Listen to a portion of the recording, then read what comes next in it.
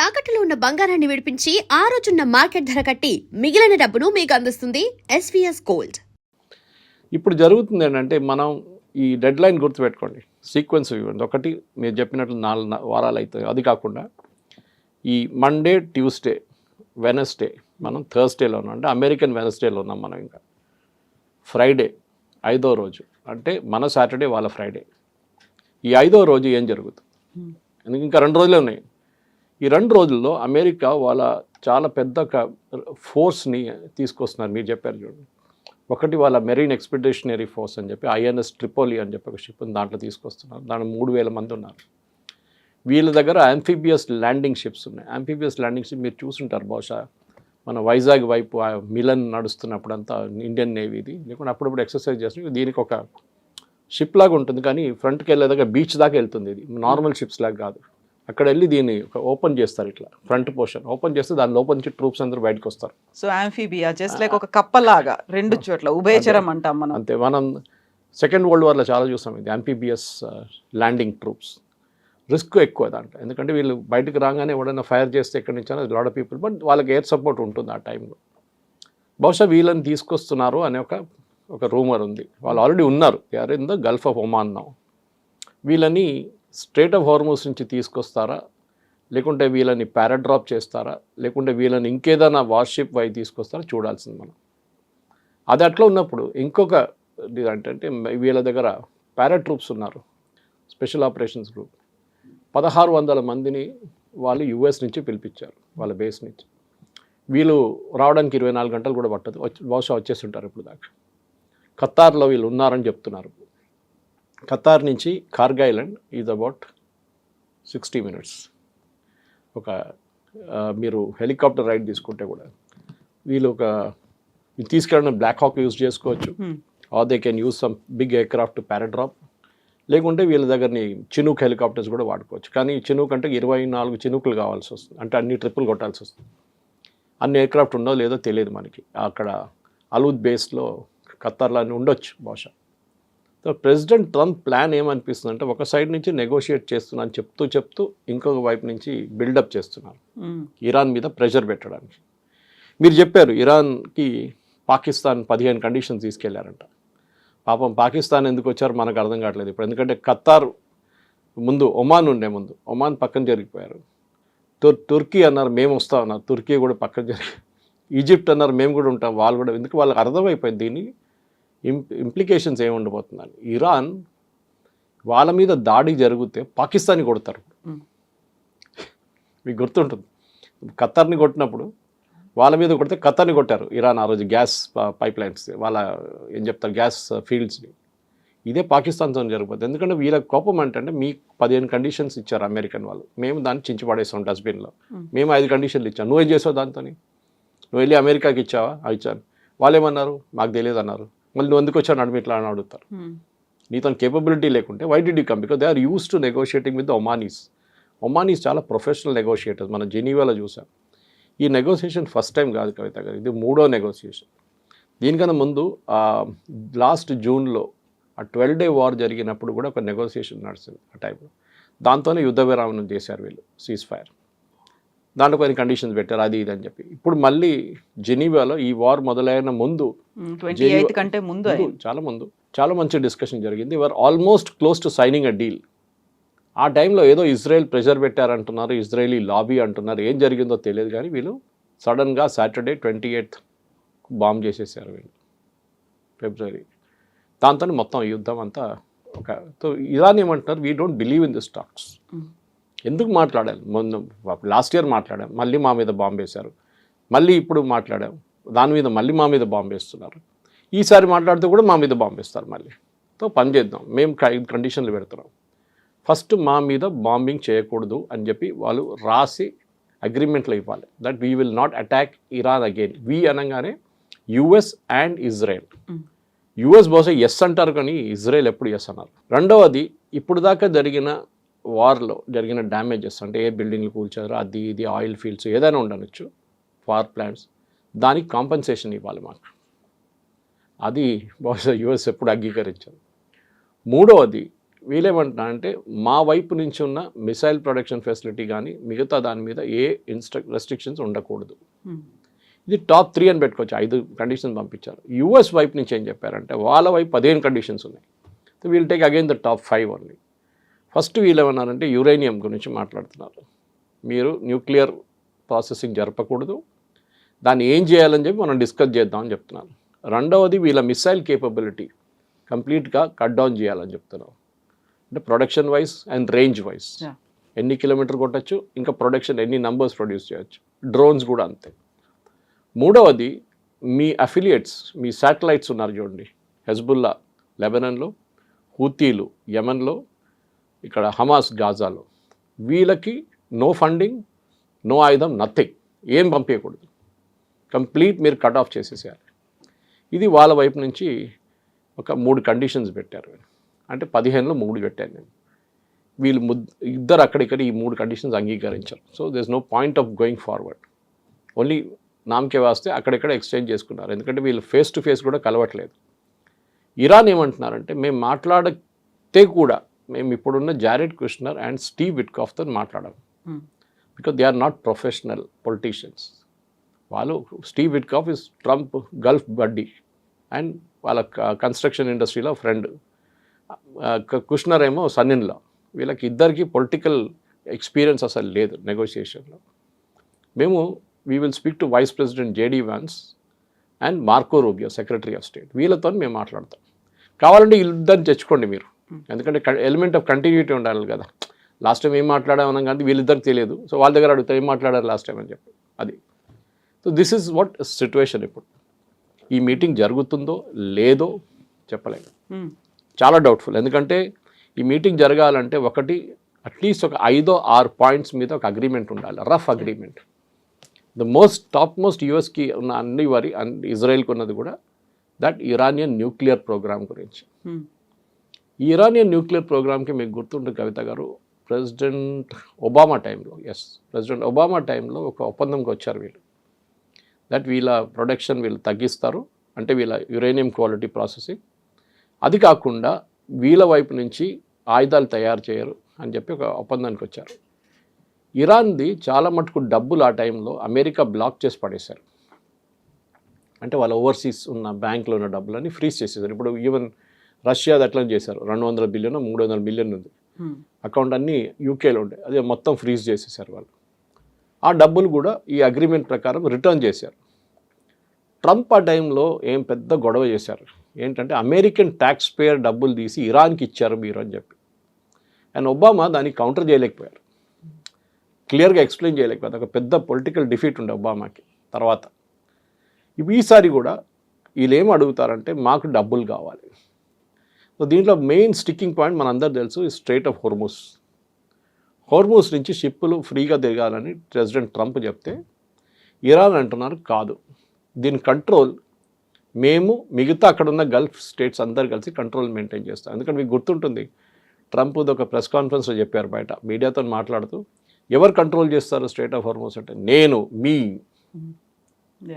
మీ అన్నారు. And Ayatollah, whoever is Ayatollah అంటే అక్కడ ఎవరు అయతొల్లా అంటే దాంట్లో 2 సంకేతాలు వచ్చినాయి బయటకు. ఒకటి అయతొల్లా ఉంటాడు, రెజీమ్ చేంజ్ లేదు, ఈజ్ అగ్రీడ్ హిమ్సెల్ఫ్ అనమాట ఇండైరెక్ట్లీ. రెండవది వీళ్ళిద్దరు కలిసి ఎట్లా కంట్రోల్ చేస్తారు, అమెరికాకి అక్కడ ఏం స్టేక్ ఉంది, అమెరికన్ షిప్స్ రావు అక్కడ అన్ని యూరోపియన్ లేకుంటే ఇండియన్ లేకుంటే మిగతా బంగ్లాదేశ్ బట్ ఇండోనేషియా వైపు వెళ్ళే షిప్స్లో ఉంటుంది, చైనీస్ ఆఫ్ కోర్స్. ఇక అమెరికాకి ఏం ఇంట్రెస్ట్. వీళ్ళేమన్నారంటే మీరు మాకు డబ్బులు ఇవ్వకపోతే, ఇది మీరు మా ఇన్ఫ్రాస్ట్రక్చర్ డ్యామేజ్ అయిందని దాన్ని మేము ఒక టోల్ పెట్టేస్తాం, దీని మీద ప్రతి షిప్ దగ్గర నుంచి 1 మిలియన్ తీసుకుంటాం, ఏదో నా డబ్బులు తీసుకుంటాం మేము, అది మేము డిసైడ్ చేస్తాం మీరు ఈ డబ్బులు ఇవ్వకపోతే. అది కూడా president Trump is dead against. మిగతా దేశాలతో సహాయం పెట్టుకొని సౌదీ అరేబియాతో వాళ్ళతో ఒప్పందం పెట్టుకొని ఇది స్ట్రైట్ ఆఫ్ హోర్మూజ్ కంట్రోల్ చేయాలంటే కాదు. ఎందుకంటే స్ట్రైట్ ఆఫ్ హోర్మూజ్ అనేది సూయజ్ కెనాల్ కాదు, మనం గుర్తుపెట్టుకోవాలి. సూయజ్ కెనాల్ మన అందరు తెలిసిందే ఈజ్ కంట్రోల్ బై ఈజిప్ట్. అది ఒక narrow shipping lane which connects 2 continents, 2 seas అనమాట, మేజర్ సీ ఓషన్స్. దానికి ఒక టెక్నాలజీ మీకు తెలిసి ఉంటుంది. ద లెవెల్ ఆఫ్ ఒక వైపు సీ హైట్ ఇంత ఉంది, ఇంకో వైపు ఇక్కడ ఇంత ఉంది. సో దీన్ని బ్యాలెన్స్ చేయడానికి ఇక్కడ నీళ్ళు నింపుతారు. షిప్ని తీసుకొచ్చి వీళ్ళు క్లోజ్ చేసిన తర్వాత ఈ హైట్ పెంచుతారు పంపింగ్ చేసే నీళ్ళు. దాని తర్వాత అటువైపు వచ్చినప్పుడు దాన్ని మళ్ళీ దింపుతారు, షిప్ బయటికి వెళ్ళిపోతుంది.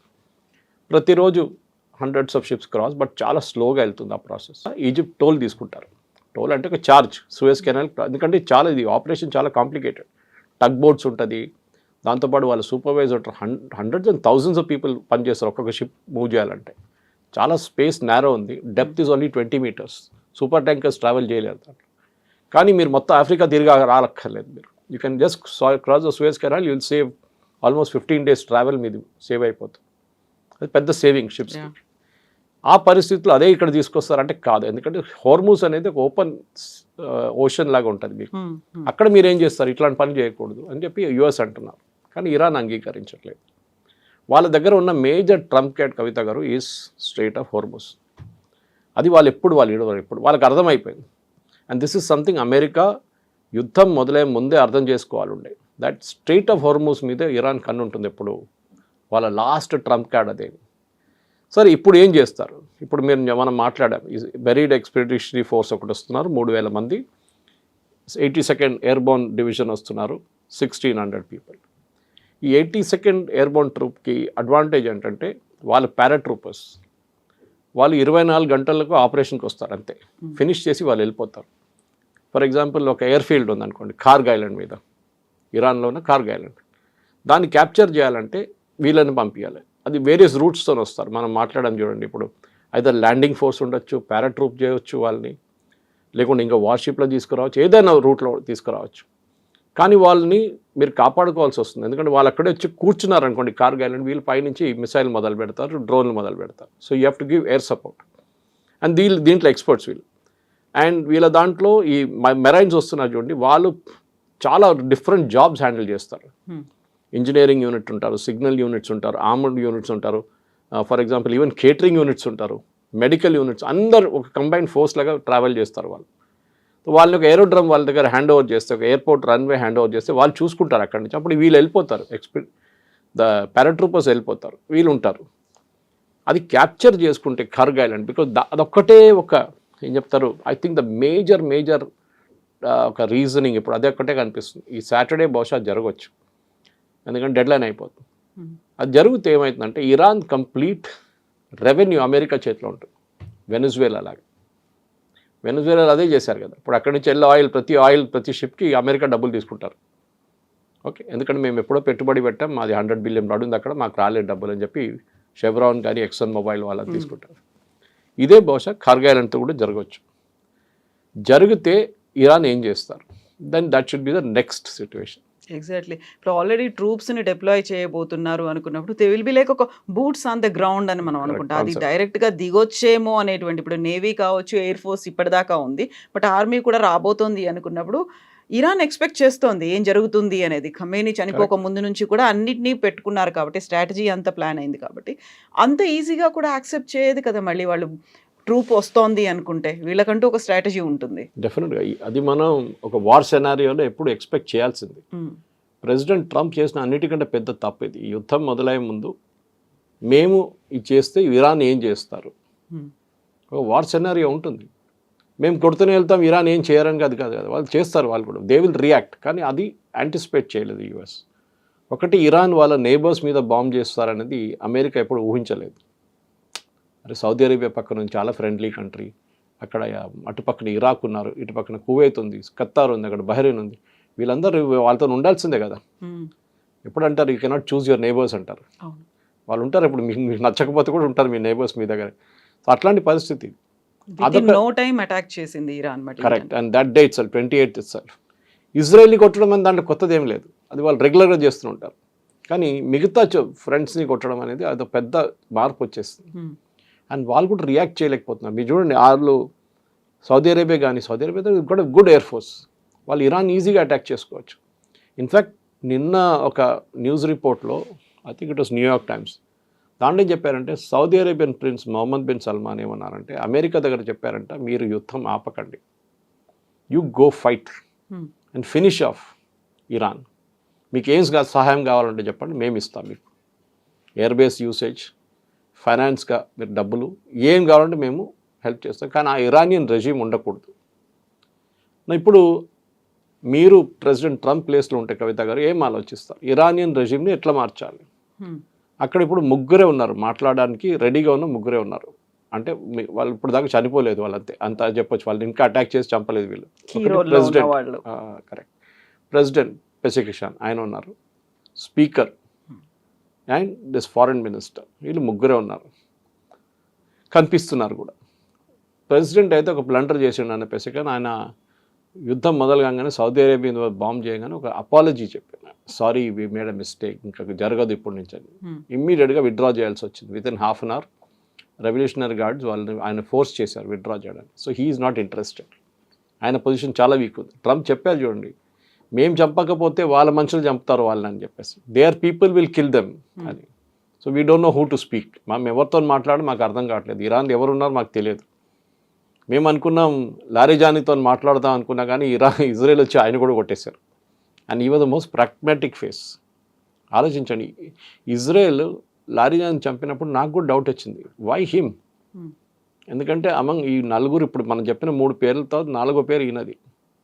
అండ్ ఆయన would have been a great choice, because ఆయనకి రెవల్యూషనరీ గార్డ్ మీద పట్టుంది, ఆయనకి ఆర్మీ మీద పట్టుంది, అండ్ ఆల్సో పొలిటిక్స్ మీద అండ్ రిలీజియస్ లీడర్స్. నలుగురిని వీళ్ళు ఆయన తీసుకెళ్ళగలరు, తోడు తీసుకెళ్తారు, కలగరు, కానీ ఆర్ని చంపేశారు ఆయన. ఇప్పుడు ఎవరితో మాట్లాడతారు మళ్ళీ మీరు? You have to speak to only these 3 people. వీళ్ళు ముగ్గురికి అంత పవర్ లేదు. Whereas the speaker of the Iran parliament Mohammad Khalifa, ఆయన దీనికన్నా ముందు ఎయిర్ ఫోర్స్ చీఫ్ ఉండే, and he was also the chief of the revolutionary guards. ఈ 2 పదవులు చాలా careful, especially revolutionary guards. So ఆయనకు ఆ పవర్ ఉంది ఒకటి, కానీ he the hard line religious bent of mind. అంత ఈజీగా అమెరికా చెప్పిన మాటలు వినరు. సో బహుశా వీళ్ళు ముగ్గురులో ఎవరినో ఒకరిని మాట్లాడుతున్నారు ఇరాన్తో అమెరికా డైరెక్ట్గా, కానీ ఎవరని చెప్పట్లేదు. ఇరానియన్ ఫారెన్ మినిస్టర్ అయితే డినై చేసేసారు, మేమైతే మాట్లాడలేదు, ట్రంప్తోనే మాట్లాడుకుంటున్నారు. And he is just playing for the markets. ఈ మార్కెట్ రేటు, ఆయిల్ రేట్ తగ్గించడానికి చేస్తున్నారు, మిగతా ఏం లేదు position, which is sort of correct. కానీ ఇప్పుడు జరిగే దాంట్లో కవిత గారు, ఈ నెక్స్ట్ 24 hours to 48 hours చాలా క్రూషియల్గా ఉండబోతుంది. ఎందుకంటే ఇరాన్ మూవ్ కాకపోతే ట్రంప్ దానికి ఎక్స్క్యూజ్గా యూజ్ చేసుకుంటారు. చూడండి నేను ఎంత ఓపెన్గా ఉన్నాను, నేను 15 కండిషన్ పెట్టాను, డిస్కస్ చేద్దాం అని చెప్తే వాళ్ళు రాలేదు, వాళ్ళు మీటింగ్కి, ఏం చేయమంటారు నన్ను అన్నాడు. And that is why Monday to Friday పెట్టుకున్నారు ఆయన, సాటర్డే పెట్టుకోలేదు, 6 days అని చెప్పలేదు, 5 days అని చెప్పారు. సో దట్ ఎగ్జాక్ట్లీ ఫ్రైడే రోజు మార్కెట్, యుఎస్ మార్కెట్ క్లోజ్ చేయగానే అటాక్ అనేది బహుశా కరెక్ట్ జరుగుతుంది. సో ఇప్పటిదాకా మనం ఇరాన్ గురించి పెట్టే కండిషన్స్ గురించో, లేకుంటే అమెరికా ఇస్తున్నటువంటి 15 ఫార్ములా గురించో మాట్లాడుకుంటున్నాం, కానీ ఇజ్రాయెల్ మాత్రం తను ఏం చెయ్యాలనుకుంటుందో ఆ పని చేస్తుంది. అండ్ ట్రంప్ని మళ్ళీ లాగాలి అనేటువంటి ప్రయత్నాలు కూడా చాలా ఎక్కువగానే చేస్తుంది. ఎందుకని ఇజ్రాయెల్ అసలు మాట్లాడట్లేదు? నెతన్యాహు ఎప్పుడో ఒకసారి కనిపిస్తున్నారు తప్ప ట్రంప్ లాగా ఆయన చేయట్లేదు అసలు. మాట్లాడడం అనేది యూర్ టాకింగ్ ప్రెస్ కాన్ఫరెన్స్ లాగా.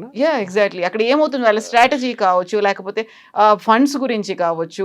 ఇజ్రాయెల్లో ఎప్పుడు ఒఫిషియల్ పొలిటికల్ బ్రీఫింగ్ కన్నా వాళ్ళ ఆపరేషనల్ బ్రీఫింగ్ ఎక్కువ ఉంటుంది. ఇప్పుడు ఐడిఎఫ్ చూడండి, ఇజ్రాయలీ డిఫెన్స్ ఫోర్సెస్ రోజుకి 2-3 సార్లు బ్రీఫింగ్ ఇస్తారు.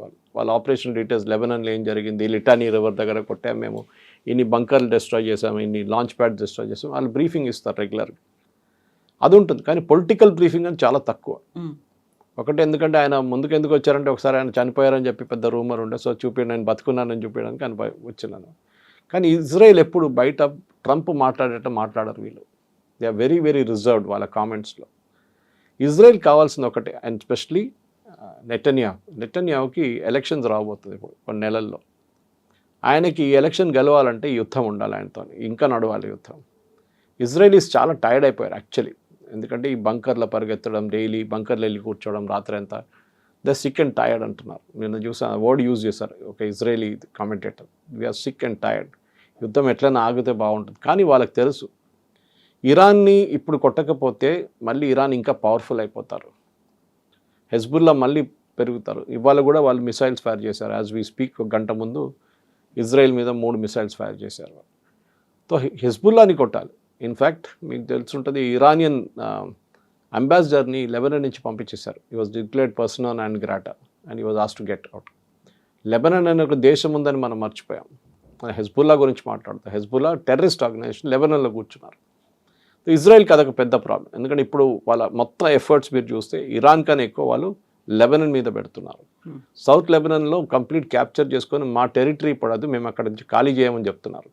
వాళ్ళకి ఒక బఫర్ జోన్ లాగా వచ్చేస్తుంది అది. ఎందుకంటే అక్కడి నుంచి మిసైల్స్ లాంచ్ చేసినప్పుడు నార్దర్న్ ఇజ్రాయెల్ వైపు ఈ బఫర్ జోన్ ఉంటే పనికొస్తుంది ఇజ్రాయెల్కి అనమాట. వాళ్ళ ఆయుధాలు కూడా అంటే వాళ్ళ యాంటీ ఎయిర్క్రాఫ్ట్ గన్స్ కానివ్వండి, మిగతా ఇంటర్సెప్టర్స్ కానీ అక్కడ ఉంచుకోవచ్చు సదర్న్ లెబనాన్లో. ఇటువైపు ఇరాన్ వైపు వాళ్ళు ఏం చేస్తున్నారంటే వాళ్ళు కంటిన్యూస్ ఇవాళ పొద్దున కూడా బాంబ్ చేశారు. వాళ్ళు స్పెసిఫిక్గా లీడర్షిప్ని కొడుతున్నారు. స్టార్టింగ్ నుంచి అదే కదా, 28th రోజు కొట్టింది లీడర్షిప్ని కొట్టే, ఇప్పుడు కూడా అదే చేస్తున్నారు. కమాండ్ అండ్ కంట్రోల్ సెంటర్స్ని కొడుతున్నారు. నిన్న సౌదీ అరేబియా మీద 25 డ్రోన్లు ఫైర్ చేశారు ఇరాన్, ఒకటే మిసైల్ ఫైర్ చేశారు. అంటే వాళ్ళ మిసైల్ లాంచింగ్ కేపబిలిటీ చాలా మటుకు డిగ్రేడ్ అయినట్లుంది. అంటే లాంచర్స్ని కొడుతున్నారు ఇజ్రాయెల్ కంటిన్యూస్గా. బహుశా that must be the strategy ఇజ్రాయెల్ది. వెళ్తూ ముందుకు వాళ్ళు అమెరికా లాగా వాళ్ళు మాట్లాడడం తక్కువ, వాళ్ళు పని చేసేది ఎక్కువ వాళ్ళ దగ్గర. అది ఎప్పుడు వాళ్ళది ఇజ్రాయెల్ కల్చర్ అట్లా ఉంటుంది. అమెరికన్ ప్రెసిడెంట్ అట్లా కాదు, ట్రంప్ దగ్గర ఏమైనా అడిగితే ఏదో చెప్పేస్తాడు ఆయనకే తెలియదు ఏం చెప్పాడని. ఇది అట్లా కాదు, ఈ మెజర్డ్ వర్డ్స్ ఉంటుంది ఇజ్రాయలీ ప్రైమ్ మినిస్టర్ది. ఇట్స్ అవి ఇలా బెంజమిన్ నెటన్యాహు. కానీ అట్ ద సేమ్ టైం మనం ఇంకా ముందుకు వెళ్తున్నప్పుడు ఇజ్రాయెల్ని కంట్రోల్ చేయకుండా అమెరికా ఏం చేయలేరు. రేపు ఒక ఒప్పందానికి వచ్చారనుకోండి, ఇజ్రాయెల్ అప్రూవల్ లేకుండా అమెరికా దాన్ని యాక్సెప్ట్ చేయరు. ఇజ్రాయెల్ లేకుండా అమెరికా బాంబింగ్ చేయొచ్చు అంటే నో. అమెరికన్ సపోర్ట్ లేకుండా ఇజ్రాయెల్ ఇరాన్ మీద దాడి చేయవచ్చా, హెజ్బుల్లా మీద అంటే నో. రెండు వైపు నుంచి అమెరికా సపోర్ట్, ఇక్కడ ఇజ్రాయెల్ సపోర్ట్ చాలా క్రూషియల్. అండ్ యూఎస్లో మీకు తెలిసిందే జూయిష్ లాబీ అనేది చాలా పవర్ఫుల్. వాళ్ళు మీడియా కానీ మిగతా ఫైనాన్స్ కానీ ఈ సెక్టర్స్ అన్ని వాళ్ళు కంట్రోల్ చేస్తారు. సపోర్ట్ ఉంటుంది. ఇప్పుడు యుఎస్ గవర్నమెంట్కి జూయిష్ సపోర్ట్ ఉండాల్సిందే. అదొక చాలా క్రూషియల్ ఫ్యాక్టర్. దానికోసం నెటన్యాహు ఎక్కువ మాట్లాడరు బయట వచ్చి. ఆయన మాట్లాడుతున్నప్పుడు హీ స్పీక్స్. వాళ్ళ పబ్లిక్ ఎంగేజ్మెంట్స్ కనిపిస్తారు, ఆర్మీ యూనిట్స్ కలవడానికి వెళ్తున్నారు, రెస్టారెంట్కి వెళ్తున్నారు, ఆ వీడియోలు బయటకు వస్తున్నాయి. బట్ ఈ 3 దేశాలు లాగర్ హెడ్స్ అంటారు, కంటిన్యూస్గా ఫైట్ చేయాలి అనే దాంట్లోనే 3 ఉన్నాయి. బట్ ఆ ఇంపాక్ట్ ప్రపంచ దేశాల మీద పడుతుంది, భారతదేశం మీద ఎస్పెషల్లీ. బయటికి వెళ్తే ట్రాఫిక్ జామ్లు అనేవి రోడ్ల మీద కనిపించట్లేదు, పెట్రోల్ బంకుల్లో కనిపిస్తున్నాయి, లాంగ్ క్యూస్ అనేవి ఉన్నాయి. You take any time, morning నుంచి మిడ్ నైట్ వరకు అదే పరిస్థితి ఉంది. క్రైసిస్ ఆర్టిఫిషియల్గా క్రియేట్ చేశారా, నిజంగా ఉందా, ప్రభుత్వం ఏం చేస్తోంది?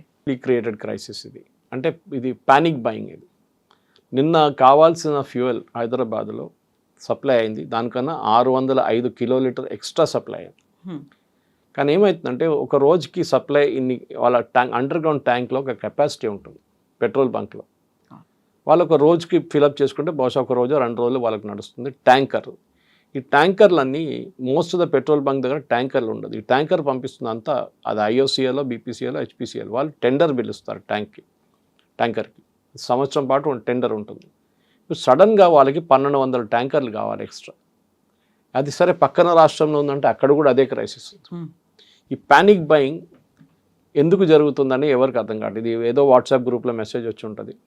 మన దగ్గర we have more than 62 days, అంటే 62 రోజులు కావాల్సిన ఫ్యూయల్ మన దగ్గర ఉంది ఇప్పటికి కూడా. ఎందుకంటే మన కంటిన్యూస్ మనకు షిప్స్ వస్తూనే ఉన్నాయి. So that's not a problem.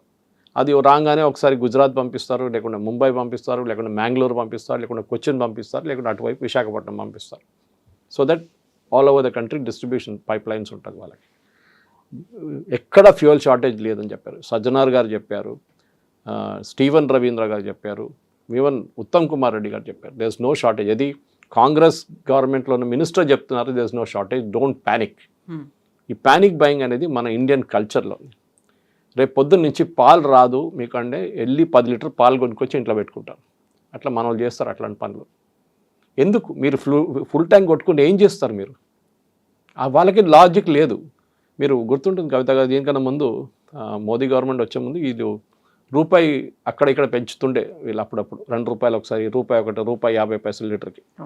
ఒకరోజు ముందు అనౌన్స్ చేస్తారు రేపు పొద్దున్న నుంచి రూపాయి పెరుగుతుందని. ఇవాళ సాయంత్రం మొత్తం లైన్ కట్టేస్తారు పెట్రోల్ బంక్ బయట. గంట కూర్చుంటారు. ఆటో రిక్షా డ్రైవర్ నుంచి BMW అందరూ ఉంటారు లైన్లో. వాడు maximum fuel tank full tank కొట్టుకుంటే 50 లీటర్లు, ₹50 సేవ్ అవుతుంది. BMW వాడికి ₹50 సేవ్ చేసుకొని ఏం చేసుకుంటాడు అర్థం కాదు నాకు. I can still understand auto rickshaw driver. రూపాయలు ఏం చేసుకుంటాడు? అదే దానికోసం 2 గంటల సేపు లైన్లో నిలబడతాడు, టైం వేస్ట్, కానీ ఉంటాడు. ఇది మన మెంటాలిటీ. ఇది ఎల్పిజి చూడండి. ఎల్పిజి మన దేశంలో నేను ఆ రోజు చెప్పాను కూడా 33 కోట్ల కనెక్షన్స్ ఉంది మనకి. 33 కోట్లు అంటే ప్రతి ఇంట్లో ఒక ఎల్పిజి ఉంది. బికాజ్ ఈ మల్టిప్లై బై 4 పాపులేషన్ ఇండియన్ పాపులేషన్కి వచ్చేస్తుంది. కానీ చాలా ఇంట్లో ఇప్పుడు కూడా వాళ్ళు పిఎన్జి వాడుతున్నారు. ఇప్పుడు గవర్నమెంట్ ఇమ్మీడియట్ ఏం చెప్పారంటే you have to start PNG distribution immediately. Last 2 రోజుల్లో 2 లక్షల కనెక్షన్స్ ఇచ్చారు. పైప్ న్యాచురల్ గ్యాస్ గవర్నమెంట్ దగ్గర, అది కూడా బయట నుంచి ఇంపోర్ట్ చేసేది, ఏదో మనం తయారు చేసేది కాదు, కానీ ప్రాసెస్ చాలా ఈజీ దానికి. ఎల్పిజి ఆ ప్రాసెస్ అట్లా కాదు. ఎల్పిజి స్టోరేజ్ చాలా డిఫికల్ట్, ఎందుకంటే ప్రెషర్లో స్టోరేజ్ చేయాల్సి వస్తుంది, హై ప్రెషర్లో. దానికోసం ఎక్కువ స్టోరేజ్ చేయలేము. వేరే ఆయిల్ మనం ఎంత స్టోర్ చేసుకోవచ్చు, అండర్ గ్రౌండ్ ట్యాక్స్ ఉంది, స్ట్రాటజిక్ రిజర్వ్స్ ఉన్నాయి, అన్నీ ఉన్నాయి మన దగ్గర. దానికోసం 62 రోజులు అంటాం. ఎల్పిజి